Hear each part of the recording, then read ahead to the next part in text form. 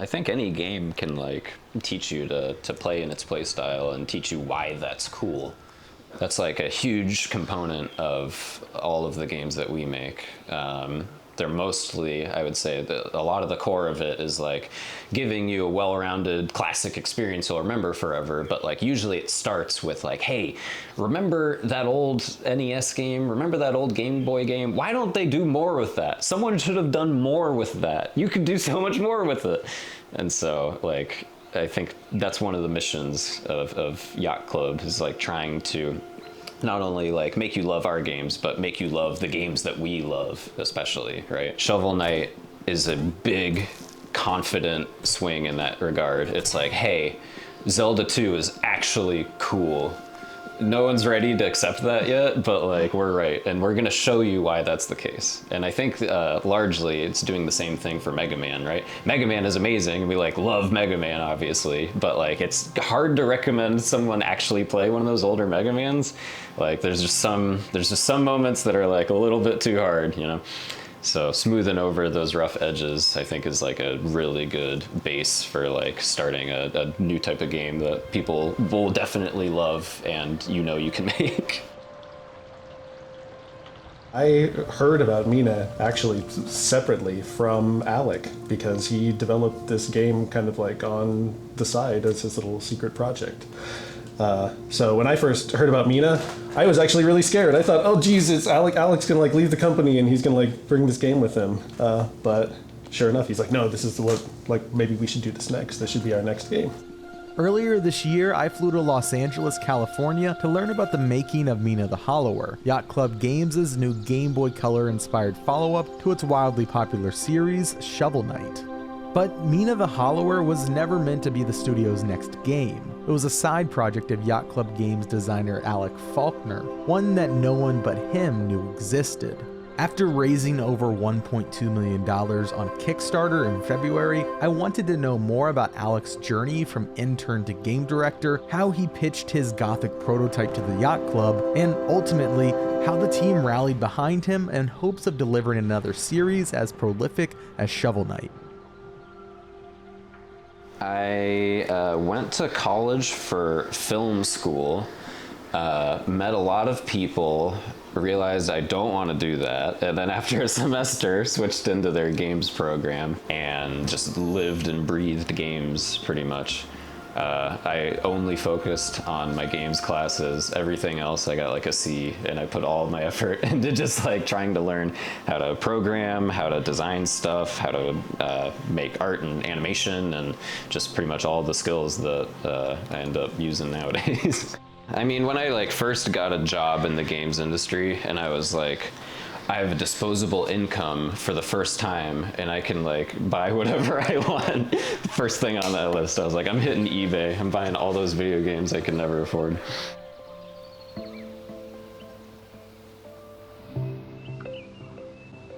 I was kind of planning on just like doing my own indie thing, you know? During that college time especially, I was spending a lot of time on like the TIG Source forums and which is like, you know, the independent gaming forums where people are like posting their projects and working on dope stuff together. I kind of just figured, you know, I'll try to make games on my own, and I'll run out of money pretty quick, and then I'll like get a job at Domino's or something and just keep doing that. But I kind of just like stumbled into the Yacht Club thing. I was like, whoa, Shovel Knight, that's like one of my favorite games. They're in LA? Whoa, and they're doing internships right now, crazy. And so I just gave it a shot, and then got there and realized that like me and everybody else was pretty much on the exact same wavelength about like what makes a game good and what types of games we want to see that aren't being made right now. And yeah, I think I just like clicked really well with everybody there, and then I said, all right, this is like what I want to do now. I like, you know, my cover letter was like very specifically geared towards everybody. I like made some fan art and like sent it in like with my application, just being like, by the way, if you guys ever wanted to make a GBA Shovel Knight, here's what that would look like.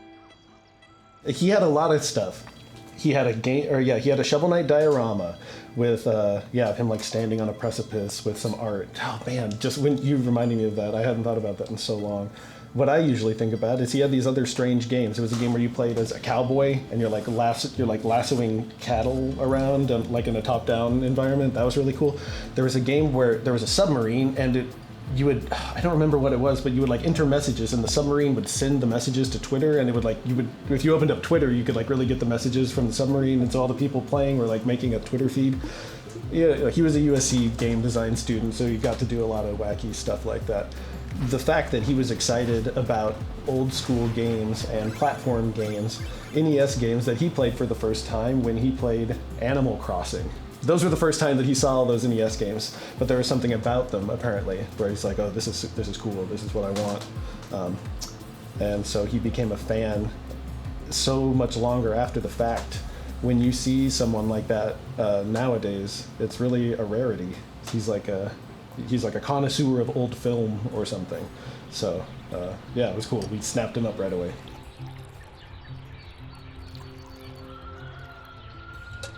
I was really into like Game Boy games at the time. I got one of those like Game Boy flash carts, and so I was just like going through playing like a million Game Boy games, thinking like, man, this pixel art style is like extremely appealing. It's very bizarre that like nobody does anything with it, and so I started just like making some Game Boy pixel art, posting it on Twitter for fun, and then from there I was like, well, I don't know, I wanna also like program something, so like let me just get a top-down character like running around an environment. Here's like a wintry tundra, making like these cliffs where the art can like tile and scale and look nice. I thought would be a nice fun challenge. Thinking about verticality a little bit, like what if you had an area you could go like above and below? That's like hard to do on a real Game Boy, but like maybe we could do it like nowadays. And so it was just making art for art's sake, and then that kind of just turned into this. This was like what I had brought everyone else at the Yacht Club. So like already you can see like a lot of the basics. She hadn't been collecting bones yet. You were just getting bags of something. I was making all the art and doing all the programming and doing all the sound and everything just like as a creative exercise when I wasn't working on finishing up King of Cards and Shovel Knight Showdown. So many of those like basic ideas are already in place, like the burrowing and like the way the combat works, like in a broad sense is like kind of already there. But so much of it is like totally different, and as soon as we like brought it to the table and everybody had their say on it, I think just everything improved, right? Like Sandy and Morgan, the artists, like took a big pass at like all the colors and all the tile sets, but also like the main character. She used to have this like big old clown nose that you could see right there. And in general, like the form of it just like didn't make a lot of sense. She like sucking on a pacifier, it's like, no, that's her big weird clown nose. And then programming wise, so much stuff like went in here to just make the game like a lot better. Just off the bat, so many of my like assumptions were like, maybe it'd be cool if like the, you know, when you burrowed it like automatically moved you, you know? And it's like, no, that was a terrible idea. And that's not something I would have seen on my own. Is it Halloween? Is that technically? She is burrowing through the ground, yes, but she's also hollowing through the ground, and she is a hollower.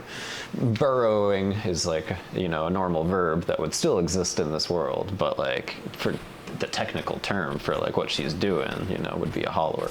It's like the difference between being like a composer versus a I don't know, like I enjoy making music, right?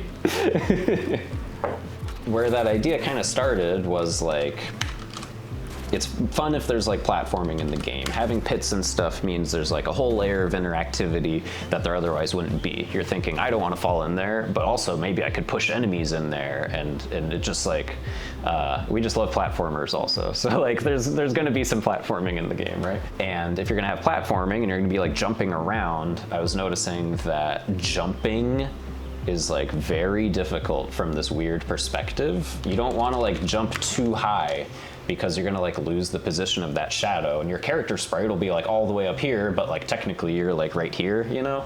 It's just like, it's conducive to making a giant, big, confusing mess. And so the most initial idea there was like, well, what if you didn't evade things by like going over them, but what if you like stayed where your shadow was and you evaded things by like going under them instead? That would just work better with this perspective. And so I threw that in there, and at that point it was like, well, I guess this character can't be like a human. I guess this character like needs to be something that would dig through the ground. So it was like a mole. Moles like look too weird. How about like a mouse?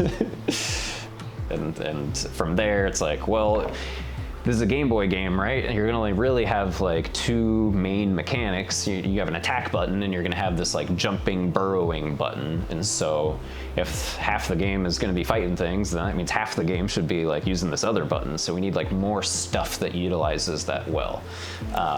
And so that's one of the first things that like happened when I came to the Yacht Club, right? It's like, well, you need a bunch more stuff to like burrow into, right? And so at first it's like, okay, how about a fence that you like can't jump over, but you can like burrow under? But at this point now, I mean, we have so much cool, good stuff in that regard. It's like, how about like secret walls where you can like hide stuff and you can like burrow under there, right? That means that like we could hide entire like level chunks anywhere in the environment. That's gonna make exploring even stronger too. Okay, cool. The game's like, it's all working together. It's all making one cool game where all the pieces are like fitting together like a jigsaw puzzle. At Yacht Club, we spend so much time on the character mobility and the game feel.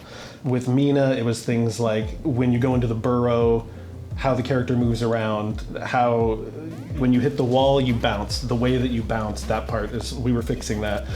You originally couldn't jump and whip at the same time, and I think that might have just been a thing, an implementation time thing, like Alec couldn't get it done.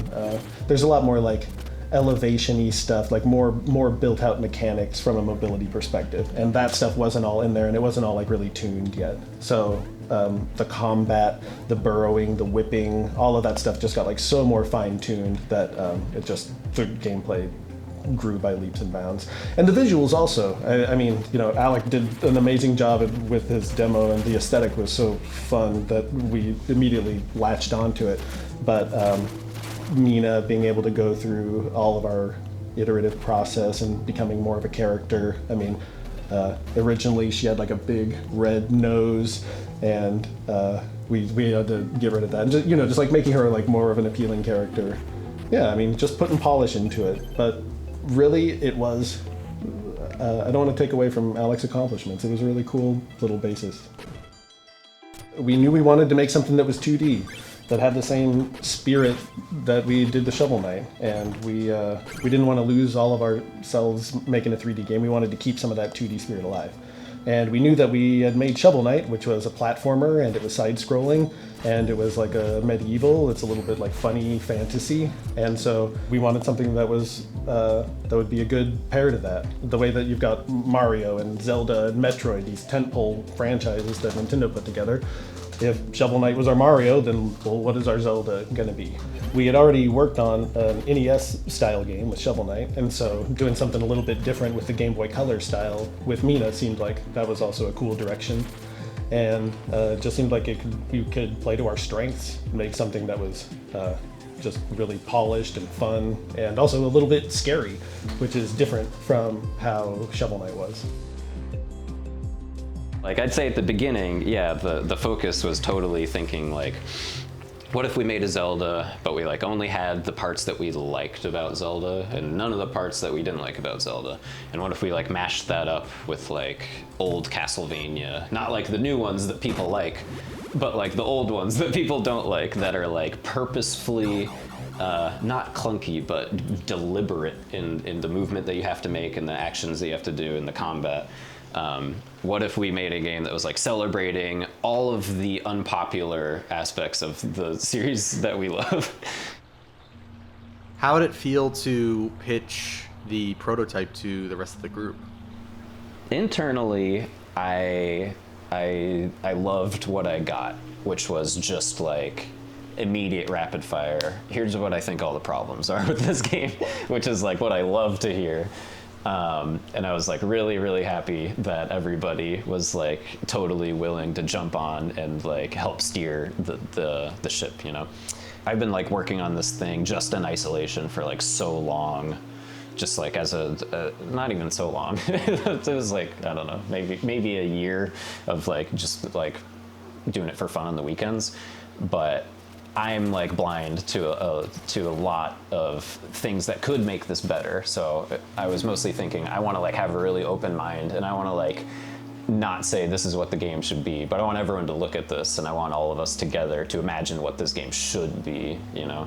And so we revisited like everything. 0% of like the code or the art just got like translated into the new engine. It was like we should like do everything from scratch.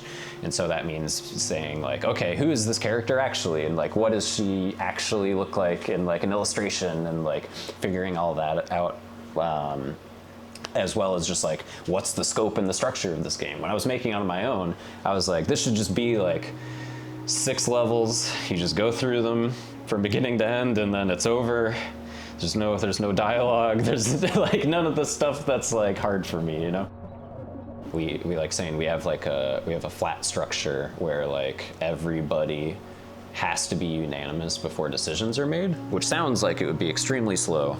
And it kind of is, but like people understand that like sometimes somebody else might know better, or like you know, if everybody thinks it should be one way, then like your concern is like valid, and like there's a reason that you don't think it should be that way, and we should address that reason, but like you're probably also like not seeing something. After making King of Cards and Shovel Knight Showdown, those were games that were big and massive and overwrought. And so I think that maybe he just wanted a little palate cleanser. Unfortunately for him, that's not really what happened. And we thought Mina would work great as more of an RPG, something with more adventure elements where you could level up and collect a currency and get trinkets and upgrade your items. And it's like, you know, there's a lot more to it. Initially, I don't think that was really in Alec's plan for Mina. But now that it's started, and or now that the development has really gone into full swing, I think he's embraced it. So all these orange ones, those are on me right now. There's a lot of stuff to review at the moment. So usually towards the start of my day, I'll just like go through, you know, the art that artists have made, or new gameplay objects or enemies or features or mechanics that programmers have made, and just look at them all and give feedback. But while I'm not doing that, I'm making all the levels in the game. So this is like the very, very start of a new area called Septemberg. It's gonna have like autumny, Halloween-y kind of vibes. At the start, it makes a lot of sense to just like dive into the big, messy, open space and just like get ideas out into the field. At this stage in development, it's less like making the final level and more just making like setups to try and see like what could work with any of these guys. Do you have any that are working, you think? No. There's some ideas over here. This is like, let me see, drag one of these in here. One of those and one of those. Here's like an area where you get struck by lightning intermittently, just like automatically. But if you're like near one of these lightning rods, then it'll zap that instead. So you gotta like keep on moving and dodge all the enemies and like don't get zapped like that. And I think like this kind of thing is like demonstrating that it could be successful already. Oh man. Well. But like there's some of that going on. Most of these are just like test rooms though. These crows are cool because there's like 3 types of them. There's like these guys that throw a sickle. There's these ones that like chuck fire at you. And then the fire like lingers on the ground for a little bit. And then there's the ones with the pitchforks, which are like more of the bread and butter of this, and that they're more straightforward enemies that like don't throw projectiles all over the place. This is like never a room that would actually ship in the game, but it's useful for seeing like, what's it like just like looking at all of them and how they all interact with one another. So usually the next step when it comes to putting this kind of stuff into the game is you want to think like what unique properties of all of these enemies would make the level more interesting, and how can the level leverage the enemy and vice versa to just make the coolest setup that's like easily understandable. If this torch guy is chucking projectiles at you, it makes sense that one might do it from a location that you couldn't get to. So I've got one up there doing that. But that's not going to be a threat unless that area is like constrained and you actually have to like navigate through it. So let's like carve it up and make some paths so that you might have to actually do that. Maybe like over on the left and on the right. It's like a little scary to go through there until you climb that rope. That's like not enough space for that rope though. It needs to like start elsewhere so that this guy like has room so that when you climb the rope you just don't get killed. A lot of doing this kind of thing is like trying to think about the amount of comfortable space you would need to like perform the actions that we want you to perform. In this case, it's like you need minimum this area pretty much of safety once you like climb up something. And then this guy needs like minimum this area just so he can like move around a little bit. And so it's like, damn, we've already got like that much space like carved out of the level that we can't use for something else. One of the cool things about Mina though is that she can dig underneath things. And so sometimes one thing that's really helpful, and one of the first things we added into this game was like, what if that space that we can't use, we could use? Because you could like burrow underneath stuff. So now, even though I need this giant structure to exist, just so like this top part functions well, I can like hide something like underneath there, and I can utilize all of the space for something more. Making a Game Boy game is just making a game that's full of constraints from like beginning to end. I mean, look at the resolution of the screen, right? It's like tiny. There's like no space for anything. After Shovel Knight's decade of crowdfunded success, Yacht Club Games has worked with massive brands like Nintendo and Arby's, and their products have even appeared in department stores over the years. With this in mind, I asked founder Sean Velasco why Yacht Club chose to return to Kickstarter to crowdfund the development of Mina the Hollower. Well, I mean, it had a whole lot to do really with the pandemic and marketing.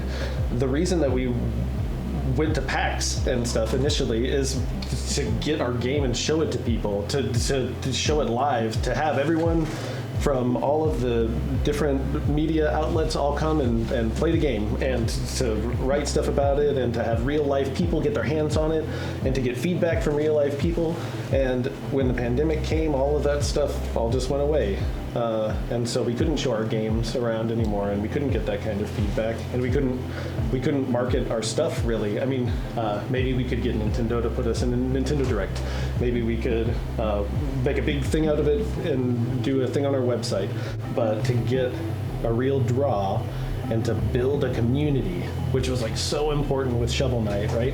As soon as we started that Shovel Knight Kickstarter, by the end of it, we had an army of 15,000 people that were excited for the game, ready to join us on the journey through the development, and we already had our community. And so for all those reasons, Kickstarter just made total sense. Without the Kickstarter, we would not go out of business. That's like not what this is about, right? We really, really just want to build that community, and we want to make sure that everyone knows about the game, and we wanted to announce it and bring everyone with us while we're making the game.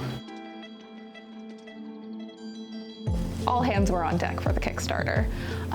So we had a meeting about it. We actually had several meetings about the Kickstarter. Should we do the Kickstarter? We wanted to because we wanted to go back to our roots. It just made sense because we started that with Shovel Knight. Why not do that the same thing with a brand new franchise?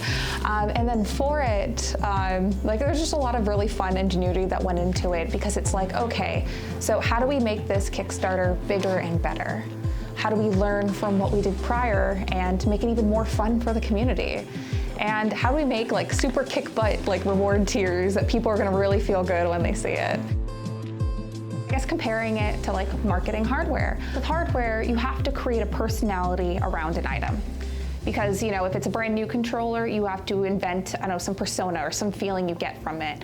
If it's a retro item, you have to replicate or refresh the feeling you had when you initially played it. For software, it's a bit different because the game has its own persona. So it's like, how do I convey the message of the game and the feeling of the game, and what aspects would appeal to different people who are interested in certain genres that would play that game, and how do you introduce it to people who wouldn't? So there's a lot of different aspects to it, but it's just kind of finding a happy medium and really leaning into whatever the message of the game is. Back to X-Play. Before the break, we got a sneak peek at the demo for Mina The Hollower, the brand new game coming from Yacht Club Games. We have more of that coming up right now, and joining us to go Going to G4 was very surreal, and you know, being in makeup and being in a studio and doing this big announcement and all that stuff was very I guess it made it feel very surreal. And doing the whole thing all over again, like from Shovel Knight, it felt like a real bookend, like, hey, this is like the next chapter of something that we're doing. This is the next chapter of our lives is Mina. Heck, it's been, what, 10 years now? And during most of those 10 years, we were developing all of that extra Shovel Knight content from the stretch goals from the initial Kickstarter. So, of course, the stretch goals for this one were much more modest. They were things that we wanted to augment the game with in a way that wasn't creating 5 new games. So that was a big lesson learned. Sending out physical goods was something that we did on our own initially. Like, we were actually putting dirt in envelopes and sending it to people, and that kind of thing we're just like, not anymore. Just having a little bit more knowledge has helped us a lot to make a more smooth Kickstarter rollout. So it was a little bit less sleepless nights and craziness. Although still, you know, there's still sleepless nights. When you're running a Kickstarter, you're just like looking at it all the time, and it's a very intense 30 days. Was there fear that it wouldn't hit the goal? You never know what's going to happen, but like, we really believed in this game, and we're funding the game alongside the Kickstarter. It's not like we were just like, hey fans, you want to pay for something? Like, no, we're funding the game, and they're, you know, investing alongside of us. So it's kind of those things that we really hope that the community would take to it, because we're so passionate about it. But the cool thing about Yacht Club Games, or Yacht Club Games logic, is that we're fun first, and if everyone hated it, we'd probably still make it because we believed in it.